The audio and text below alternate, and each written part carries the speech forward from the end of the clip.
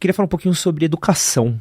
Eu tava assistindo um maravilhoso episódio que você gravou com a Bujanra, do Provocações... Faz tempo. Faz coisa de 20 anos, acho. É, por aí. E você falava muito, uma palavra que me fugiu agora, que é o pedagocídio. Pedagocídio. Uma palavra que me pegou bastante, assim, de ela parar... não existia. Essa palavra aparece pela primeira vez, claro. Pessoas da área de filosofia criamos palavras, é uma liberdade poética. Não vou dizer que eu aprendi isso com o Guimarães Rosa, que seria uma ofensa ao Guimarães Rosa, mas ele fez isso muito, né? E a palavra pedagocídio é exatamente para a gente anunciar o que significa estruturas que caminham, né, para a destruição das condições pedagógicas. Eu sou filho de professora. Aliás, inclusive minha mãe, quando ficou sabendo que eu estaria aqui com você, te mandou um beijo. Bom, obrigado. Falou que ela e as amigas dela são muito fãs. Sim, nós somos todos solidários à ideia do magistério. Né? E eu queria perguntar para você, como é que tá a questão da educação hoje, tendo em consideração o ambiente em que a gente vive? Não só em questões de tecnologia, inteligência artificial, internet, celular em sala de aula, mas também o próprio ambiente da sociedade em que a gente vive. Assim, ainda faz sentido a estrutura que a gente tem em escola, faculdade? Não, a escola é um processo que lida com vida. Vida é mudança. É claro que nós não podemos congelar as condições em que a estrutura escolar está. Há um grande antropólogo mineiro chamado Tião Rocha, em que ele usa uma expressão genial. Ele às vezes se refere à escola não como uma escola formal, mas como escola formal. Ou seja, aquela que congela cadáveres de situações anteriores. Evidentemente que nós tivemos no Brasil, nos 30 anos mais recentes, um avanço absolutamente inédito na área de educação escolar pública. Lembrando que a educação pública ela pega 86% das pessoas que estão na escola. O ensino privado é um direito, ele é necessário, mas ele é muito diminuto. Ele é pouco mais de 10% do total, né, que se tenha na sociedade. Então, falar em escola é falar na prática, né, da escola pública. E essa escola pública sofreu um avanço significativo que está marcado pela imagem que eu vou usar agora com você. Nós ficamos durante séculos na UTI, na área de educação escolar. Nos 30 anos mais recentes, a gente saiu da UTI para a enfermaria, mas não tivemos alta. Significa que as nossas condições de educação escolar ainda elas são indigentes, mas não para sempre. Havia um movimento de decolagem e melhoria nos 30 anos mais recentes, especialmente depois de alguns governos gerais que ajudaram a criar essas condições. No entanto, nós tivemos um retrocesso significativo, né, na gestão anterior, né, porque houve ali a ausência de um projeto pedagógico que não fosse o destrutivo, ou seja, de não fazer nenhuma inserção, né, de ideias em relação à formação docente, a projetos de alfabetização que fossem mais universais, ou, né, a relativização daquilo que é negativo nas condições de trabalho. Por isso, o pedagocídio, ele se coloca quando você retroage aquilo que estava crescendo. Nós demoraremos pelo menos, sem aí fazer uma profecia tonta, pelo menos uma década para recuperar a atitude, né, que fez com que nós voltássemos atrás em algumas condições que estavam crescendo, com ideologias variadas e não numa única direção. Por outro lado, claro, né, a educação escolar ela acaba tendo de absorver aquilo que é novo. Durante o momento pandêmico, que uma parte das crianças teve ensino remoto, não ensino à distância. Ensino à distância é um conceito mais complexo. O ensino remoto, eu ouvia um dia duas colegas professoras, como tua mãe é professora, duas colegas de rede pública que me escreveram dizendo o seguinte: professor, sabe o que a pandemia nos ensinou? Primeiro, nem nós éramos tão ruins assim para lidar com tecnologia, que a gente não estava habituada, e nem eles, isto é, crianças e adolescentes, são tão bons assim com tecnologia. Nem nós éramos incapazes de aprender a lidar com isso, e nem eles eram tão capazes, porque o uso da tecnologia como distração é muito diferente de utilizá-la como mecanismo de aprendizagem. A inteligência artificial, que agora se anuncia cada vez mais galopante, ela traz novos desafios. A área de filosofia não é tão afetada por isso, porque a gente lida com reflexão. Algumas áreas do conhecimento, eu não posso mais, por exemplo, se eu sou um professor de literatura ou de filosofia, e você é meu aluno, passar para você como tarefa avaliativa, para ver se você lê um livro, me entregue no final de semana ou na segunda-feira, né, um resumo da obra Os Maias do Eça de Queiroz. Ixi, vai fácil. 30 segundos. Mas é diferente eu dizer assim que você deve representar uma cena que está na página 16. Isso ela não faz.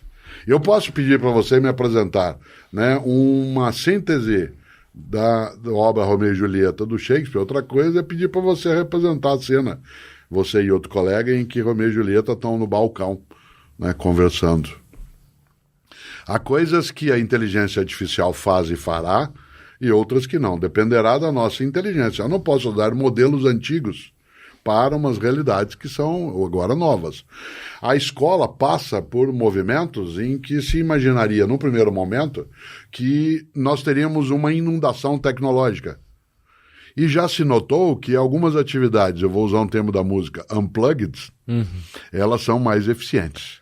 Exemplo concreto, uma parte das redes, das sociedades no mundo que tem estruturas educacionais mais avançadas, com uma qualidade social mais reconhecida, elas deixaram de lado algumas ferramentas tecnológicas que elas são muito boas para alguns caminhos, mas elas não servem para a retenção de conhecimento. Dizendo de outro modo, a tela não é sempre um bom lugar para você fazer uma leitura, um estudo. E é uma coisa que eu acho que a gente tem percebido, até mesmo eu, adulto, que tá cada vez mais difícil, parece estar cada vez mais difícil prestar atenção nas coisas, ou a gente ter... às vezes eu paro pra ler, li muitos livros ao longo da minha vida, e nos últimos anos eu tenho percebido que às vezes pego pra ler, e aquela vontadezinha de puxar o celular, de ver o zap. Como que você acha que isso afeta também o dia a dia dos alunos? Quando você, por exemplo, está numa aula, numa atividade que não é interessante, eu vou dizer um óbvio, ninguém deixa de se interessar por aquilo que interessa. Certo? Faz sentido. Como é o subtítulo do livro meu com o Gilberto Dimenstein, que já faleceu, né, que é O que importa é saber o que importa. E o que é que importa? Se eu estou numa aula como professor, vou fazer 50 anos de magistério, né, meio século, é bastante tempo. Se eu estou numa aula que os alunos têm interesse, que está conectado à vida dele, pode passar o que for do lado de fora que ninguém vai nem olhar. Se eu estou numa atividade, eu não preciso de celular em sala de aula nem de computador distrativo. Se eu estou numa atividade que não tem a menor conexão com quem está ali, até um movimento da janela do lado de fora vai distrair. Você provavelmente, quando estava, digamos, no final, né, do ensino fundamental 2, o antigo ginásio, se a aula não te interessava, como você não podia sair, e como não havia outra coisa para você fazer a não ser ficar ali, você ficava desenhando na última página do teu caderno. Desenhava, viu, Cortado? Isso. Se a gente recolhesse a última folha do caderno de tanta gente, nós íamos avaliar, né, o tipo de conexão com o assunto. Te dou um exemplo concreto. Você lembrou no início, eu sou professor, sou palestrante. Eu faço palestras, entre aspas, artesanais, né, de fermentação natural. Ou seja, não tem nada de tecnologia, exceto o microfone. E as pessoas ficam 1h30, 1 hora prestando atenção, desde que eu me conecte nela. Oi, pessoal.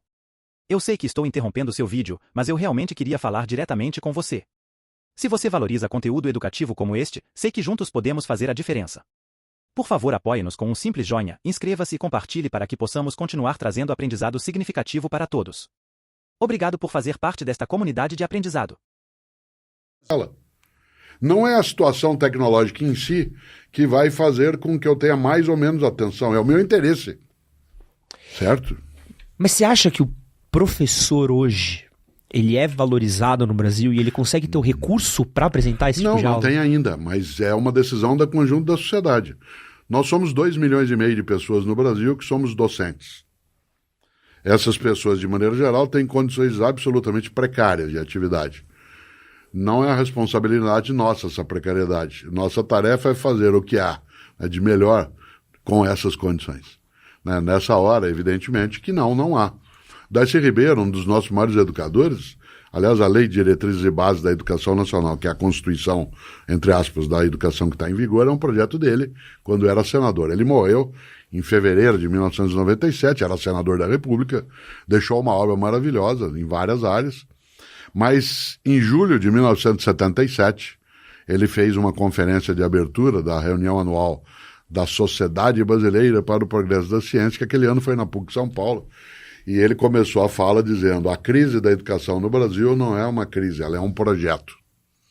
Frase famosíssima. Isso, aquela é um projeto. Nesta hora, o sentido qual é?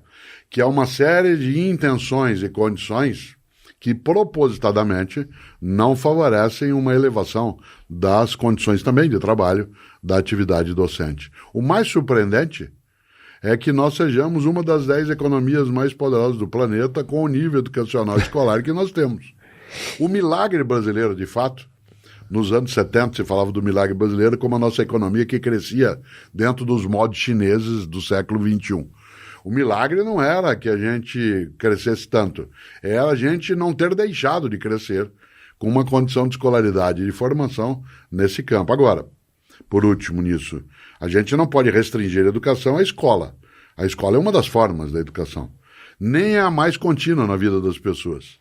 Ela, no dia a dia, em número de horas de dedicação, o tempo na escola é menor do que em outras atividades que se tem. Por isso, nem formatofobia, que é aquele pânico do mundo tecnológico digital, e nem formatolatria, né, que é uma adoração dessa questão. Sempre haverá a possibilidade de alguém se desconectar se aquilo estiver fora do campo de interesse. Pergunta que qualquer pessoa faria e você pode nela pensar também como eu. Bom, então tem que ensinar o que os alunos querem apenas? Não, esse é o ponto de partida, não é o ponto de chegada. Eu não posso chegar e dizer assim, vocês vão ler para a próxima aula Amor de Perdição do Camilo Castelo Branco. Apenas. Eu tenho que seduzir antes. Eu tenho que começar uma conversa sobre o fato de você se apaixonar por alguém que você não deve, ou alguém que não presta atenção em você, e essa pessoa está com outra. Como é que é esse mundo? E se você é jovem? E as dores e sofrimentos dentro disso? É decente ou não? Alguém estando com outra pessoa, você ir atrás dela. Ou o que você faz? Recua ou luta até o fim para ter aquela pessoa contigo? E se ela não quer? O amor não correspondido é a dor mais forte que existe? Se eu crio uma ambiência, eu digo, olha, tem um livro que trata disso. Chama Amor de Perdição, do Camilo Castelo Branco. E se eu contar para vocês como é que termina, como é que é essa perdição, como é que é o final da história. Você já imaginou eu trabalhar com eles no Machado de Assis? Trabalhar a ideia forte, né? Se Capitu traiu ou não. Pô, Capitu me pega, sabe por quê? Eu odiava na escola. Eu achava horroroso. Acho que 2, 3 anos depois que eu me formei, um dia de besteira, uma amiga minha, uma colega minha falou, pô, tu já parou para ler? Eu falei, não. Eu fui ler. Cara, eu li, me apaixonei, eu falei, putz, cara, passou por mim na escola isso e eu não peguei. Então, mas há uma responsabilidade nessa ideia que é nossa, da docência. Mesmo com as condições que não são favoráveis de maneira contínua, um professor ou uma professora tem, sim, a necessidade de fazer um esforço, não sozinho, mas tem de fazer para encantar. O conhecimento, ele tem de ser encantador. Eu não posso, numa discussão em filosofia, começar a fazer uma aula, por exemplo, sobre Heráclito e sobre a discussão entre os eleatas, entre aqueles dentro da filosofia que trabalham com a expressão sincrética do paroxismo ontológico, que é uma frase que serve só para eu mostrar sabedoria, mas ela não significa para quem está do outro lado. Mas eu posso começar Heráclito fazendo uma questão. O que é que significa dizer, como afirmou Heráclito, que nenhuma pessoa toma banho 2 vezes no mesmo rio? Porque quando você volta, nem você é o mesmo, nem um rio é o mesmo. Uma parte do meu público nas redes sociais tem 12 anos de idade. Alguns dos pedidos mais fortes que eu recebo, e para mim é sempre afetivo, de uma foto, de pedir para fazer uma selfie, as pessoas têm 10, 12 anos de idade. Claro que não é o meu público mais expressivo, mas é um público que chega até mim, e aí eu pergunto, mas onde você me viu? Ué, eu te vi no TikTok. Eu tenho 2 milhões de seguidores no TikTok. Não precisou nem dançar em Cotela. Ainda não. Né? No entanto, do que eu falo? De algumas coisas que capturam. Não sou eu que faço isso sozinho, eu faço isso ancorado, né, em situações que são a formação. A mídia social, a ideia de tecnologia, ela pode servir. Quando eu estou encantado, tanto faz a idade da pessoa e o conteúdo, se aquilo gruda em mim, eu não largo. Diz assim, mas essa meninada, para não usar o termo molecada, que é mais ofensivo em alguns estados no Brasil, mas essa meninada, ou como a gente diz no sul, essa piazada, né, não está afim de nada, eles não têm esforço. Dependendo do que vai ser apresentado num estádio, num show, ele é capaz de ficar 10 horas na fila para comprar o ingresso depois vai até o espetáculo, fica 8 horas esperando, na lama, esperando chover, sem comer direito, pagando uma nota por um cachorro quente, e enquanto estiver ali numa felicidade imensa. A prova que o Cortella conhece a fanbase da Taylor Swift, né? Não é só dele, minha grande fixação hoje na música é a Billie Eilish. Claro, Claro, uma menina que nasceu em 18 de dezembro, não poderia esquecer essa data, né? Porque tem a ver, né, com parte da minha trajetória. Minha esposa também nasceu em 18 de dezembro. Legal. E eu gosto. Você diz assim, mas você conhece Taylor Swift ou conhece Billie Eilish? Claro, sou professor. Diz como? Não é que eu conheço porque os alunos falaram para mim. É que se eu não entender o que os emociona, se eu não entender por que ele curte Taylor Swift, por que ele fica horas, ou ela fica horas aguardando, né, para um espetáculo, né, eu não consigo ensinar Platão, Aristóteles, Heráclito. Eu tenho que saber o que mexe com a pessoa. Porque se eu entender o que mexe com ela, o que emociona um menino de 12, 15, 20 anos de idade? O que ele gosta? Qual filme ele assiste? Que tipo de música ele curte? Quando ele baixa no stream, ele baixa o quê? E por quê? Que tipo de letra faz alguém que faz com que ele fique grudado naquilo?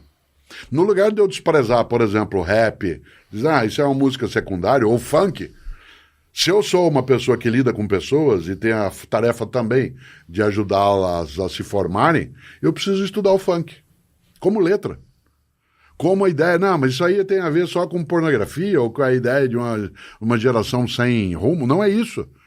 O que gruda um menino para ele dançar o funk que ele querer ou uma menina é aquilo que eu tenho que entender para eu poder chegar com a minha área.